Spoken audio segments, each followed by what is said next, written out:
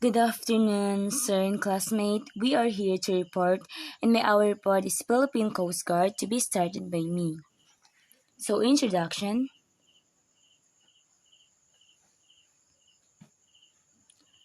The Philippine Coast Guard is the country's vanguard against the entry of unsafe foreign vessel into the country through its port state control for the PCG is also responsible in issuing permit and supervises all marine salvage operation. So, sabi dito sir, ang Philippine Coast Guard po sir ay ang taliban ng bansa laban po sa pagpasok ng mga hindi ligtas na dayuhan sa sasakyang dagat. Kasi po sir, minsan may mga pirata na pumapasok doon po sa sasakyan.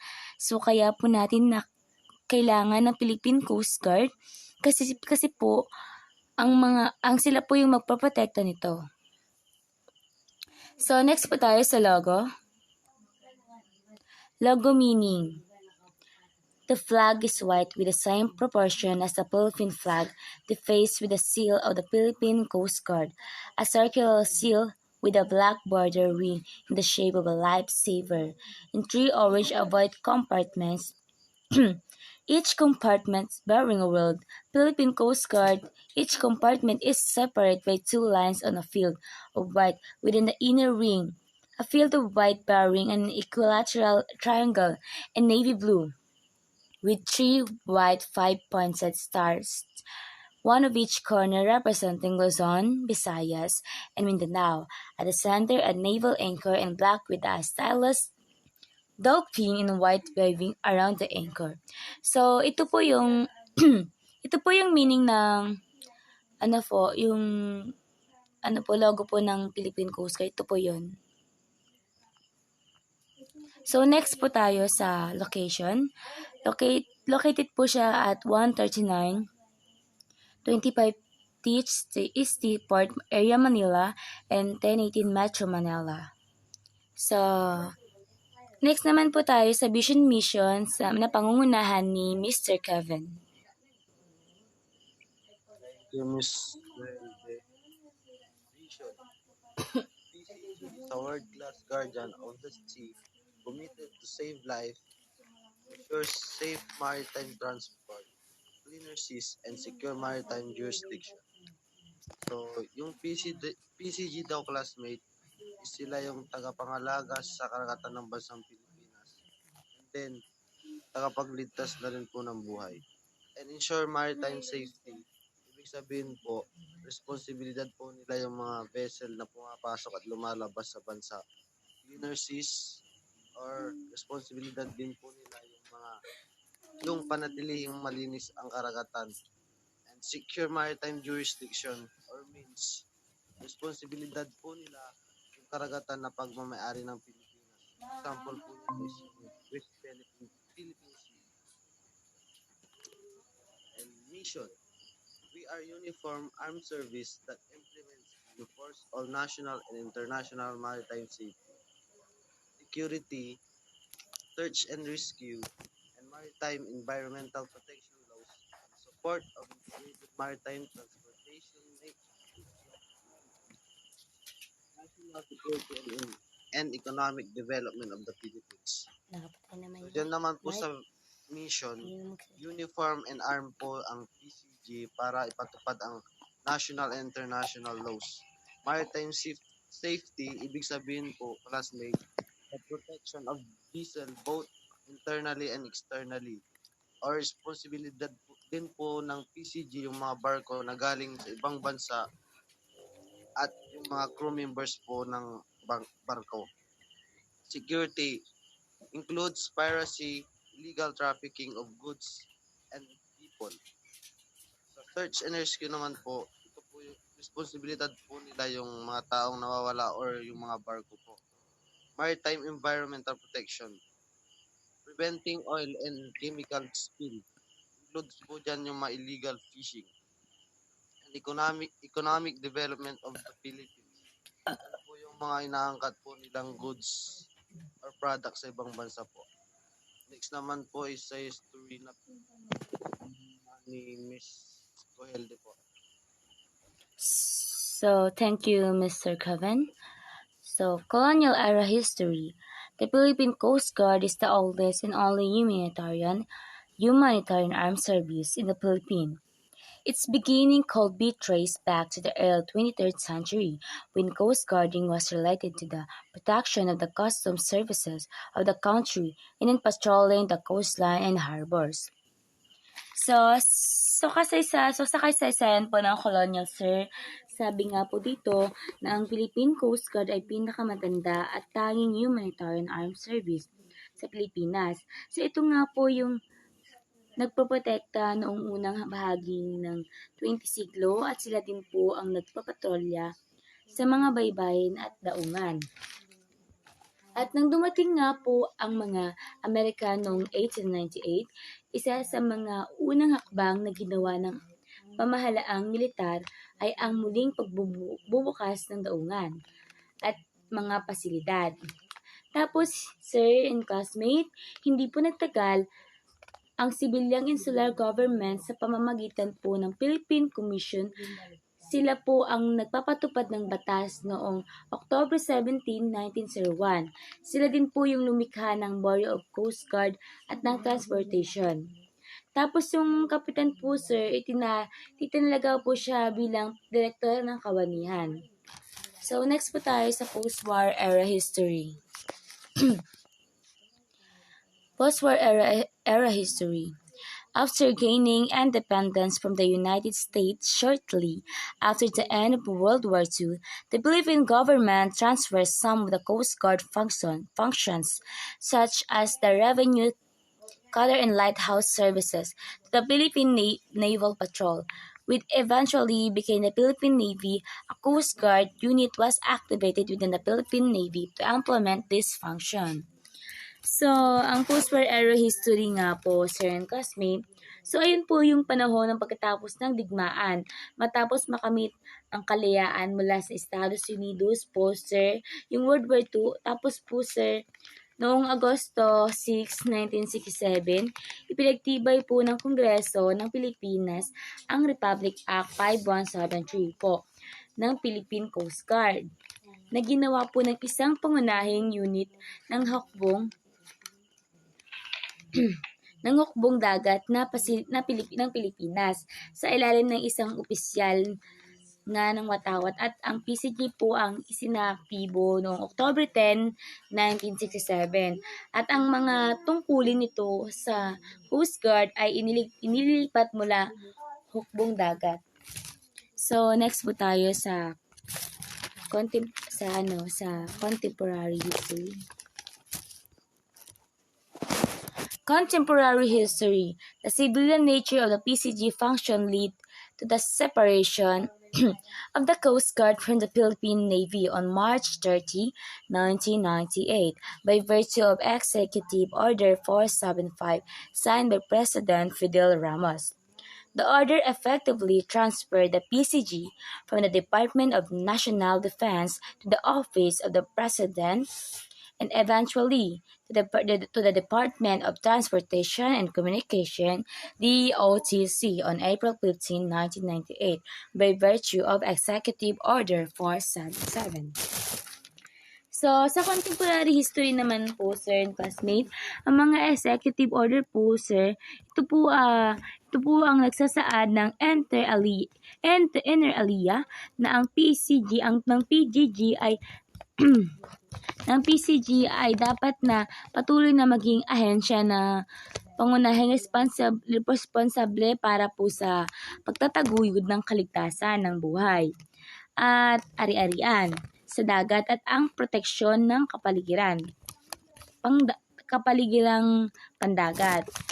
So, yun po yung contemporary history, yun po yung historical background po ng PCG po. So, dumako naman po tayo sa power and function na pangungunahan ni Belgium. Maritime safety or MARSA function is designed to help prevent or minimize unnecessary loss of lives and properties at sea. Also responsible in issuing permits and supervise all marine salvage operations. It is mandated to destroy or tow floating hazard to navigation such as but not limited to illegal fish traps and vessels. Ang maritime safety po sir, idinisenyo po upang makatulong na maiwasan po ang pagkawala ng mga buhay at ari-arian sa dagat. Responsible din po sila sir, mga classmate, sa pag-issue ng mga permit at pinangasiwaan din po ang lahat ng marine salvage operation at ipinag-uutos din po nila na sirain o lain ang lumulutang na panganib sa pag-navigate po.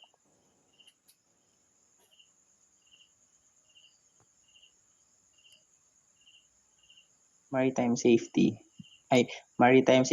PCG contribute to maintain good order at sea by conducting regular patrols and surveillance for the safety of navigation of ships to safeguard ships from illegal act to promote freedom of navigation.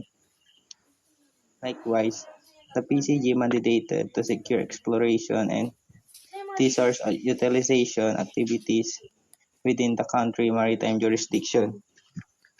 Maritime security. Dito naman po sir, nag-aambag po ang PCG upang mapanatili na maayos at ng kaayusan sa dagat sa pamagitan po ng pagsasagawa ng mga regular na patrol at pagbabantay para sa kaligtasan po ng pagnabigay po ng mga barko upang mapangalagaan po ang mga barko natin mula sa illegal po na kilos para din po maitaguyod ang kalayaan sa paglalayag po.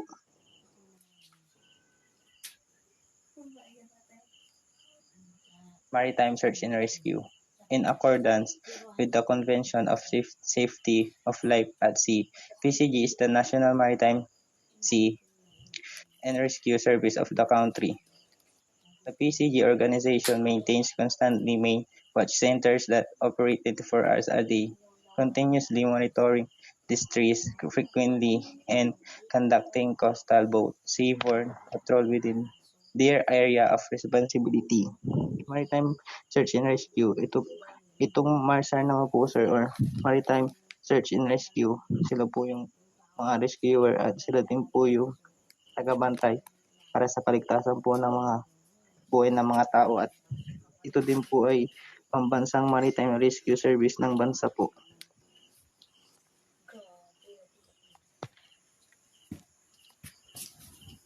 Maritime law enforcement. Implement laws of fisheries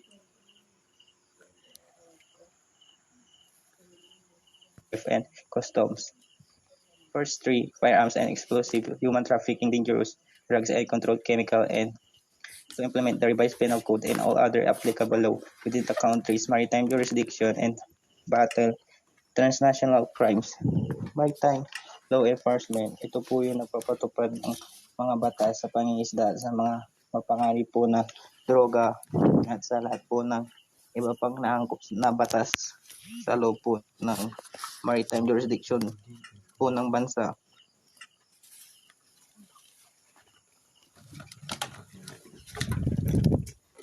Marine Environmental Protection.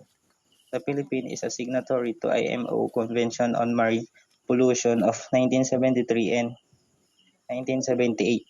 The PCG under RA 9993 is the sole agency responsible for the Philippines' implementation of the convention with regards to all pollution prevention, mitigation, and control through the conduct of marine pollution, monitoring and control enhancement of PCG, capability of oil spill response operation and enforcement of all marine environmental laws and regulations.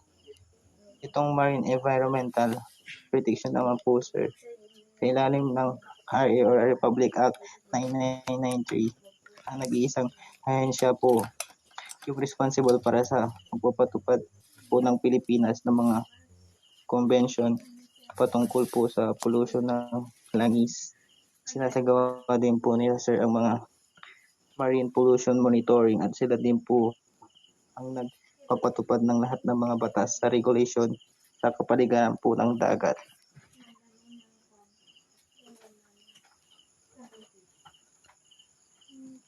So, thank you, Mr.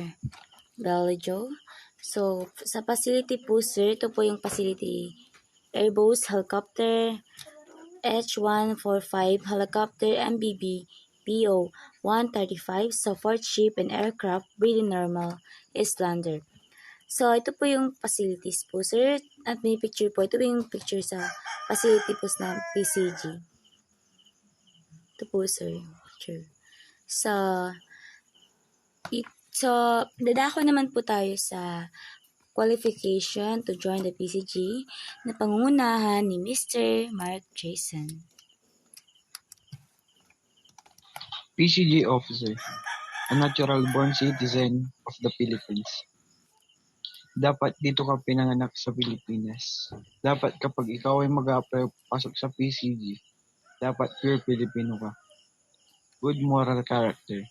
Need mo nang walang record sa iyong barangay, dapat wala kang kaso. 21 to 24 years old on the date of examination.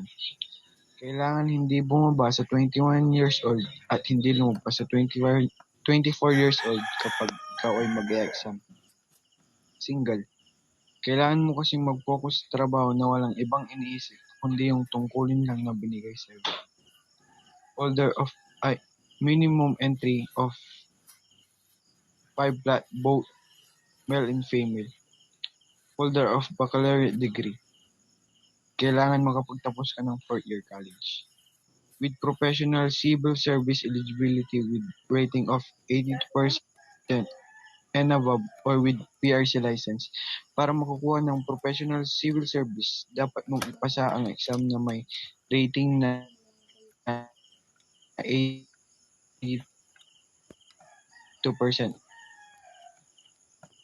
pataas.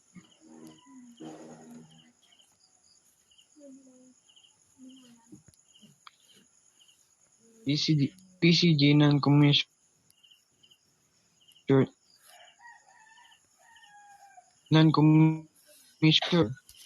minimum of entry height of 5 flat, both male and female. Physically and mentally qualified under the existing regulation of Coast Guard Service. Kailangan maging fit sa trabahong to. Kailangan wala kang mga sakit para ikaw ay makapasok sa Philippine Coast Guard.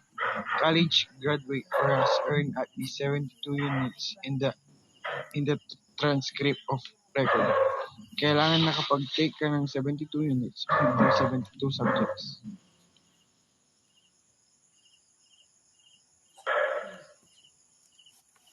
Okay, thank you, Mark Jason. Nadako naman po tayo sa rank sa pangunahan ni Mr. Robert. So, dumako naman tayo sa ranks. Mag-umpisa tayo sa apprentice seaman. The most junior non-commissioned enlisted rank in PCG abbreviated as ASN, equivalent to private in other branches. So, i-compare natin siya sa PNP rankings. Ito yung patrol woman or patrolman. Next is Seaman Second Class. Second most junior rank in PCG, abbreviated as SN2, equivalent to Private First Class in other branches. Next naman dito is yung Seaman First Class, abbreviated as SN1, equivalent naman ito sa Police Corporals kung i-compare natin siya sa Philippine ranking. Susunod dito ang Petty Officer Third Class, abbreviated as PO3, equivalent to Sergeant in other branches. Next doon ay ang Petty Officers Second Class, abbreviated as PO2, equivalent to Staff Sergeant in other branches, or sa Philippine rank naman ito yung Police Staff Sergeant. Tapos susunod dito ang Petty Officer First Class, abbreviated as PO1, equivalent to Technical Sergeant or First Sergeant in other branches. Mako naman tayo sa Ensign. The most junior commissioned rank in PCG, abbreviated as ENS, equivalent to second lieutenant in other branches. Susunod dito is lieutenant junior grade, abbreviated as LTJG. Equivalent naman to sa, kung i-compare namin natin to sa Philippine ranking, ito yung police lieutenant. Next dito is yung lieutenant, abbreviated as LT, equivalent as police captain sa Philippine ranking. Susunod dito is yung lieutenant commander, abbreviated as LCDR, equivalent to major to other branches. Next is commander, abbreviated as CDR, equivalent to lieutenant colonel in other branches. Ito yung police lieutenant colonel sa PNP rank. Next naman is yung captain, abbreviated as CAPT. Equivalent naman ito sa police colonel pag sa PNP rankings. So dito naman, dumako naman tayo sa mas nakakataas na rank. Una dyan ay ang Commodore. A1 star rank, abbreviated as COMMO, equivalent to Brigadier General in other branches or Police Brigadier General. Next dyan ay ang Rear Admiral. A2 star rank, abbreviated as RADM. Equivalent naman ito sa Major General or Police Major General sa Philippine ranking. PNP ranking. Next dito is yung Vice Admiral. A3 star rank, abbreviated as VADM. Equivalent naman ito sa Lieutenant General in other branches. At ang pinaka-highest nila is ang Admiral. The most highest rank in PCG. A4 star rank, abbreviated as ADM. Equivalent sa Police General sa PNP ranking.